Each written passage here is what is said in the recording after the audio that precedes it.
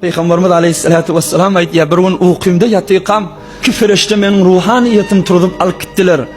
Cennetin däne tamam derajatına ayladılar.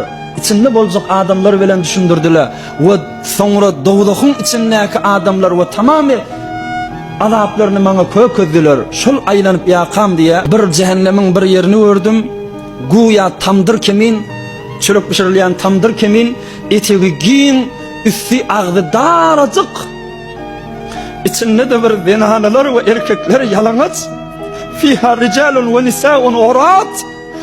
Bir neçe heleyler ve erkekler gördüm yalangıç. O da yanıp pişip otuyorlar.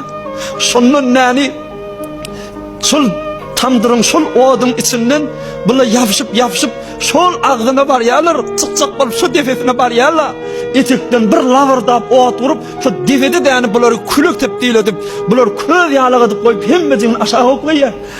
Kaytadan yine dirildiler, yine can verilýär. Yine bunlar çıkıp da yani yarmaşıp şu defa ağzına varıp çık da yine bir ot lavırdap yanıp şolar yakıp yine etek alqaydı ya.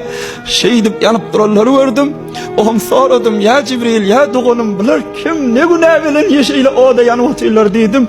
Hazreti Cibril aytti, fe innehumuz zonatu ve zavani. Ya Resulallah, bular şu dünyada zanaga mubtala olan hile erkekler dedi ya. Huday fatmasın, naudhu billah.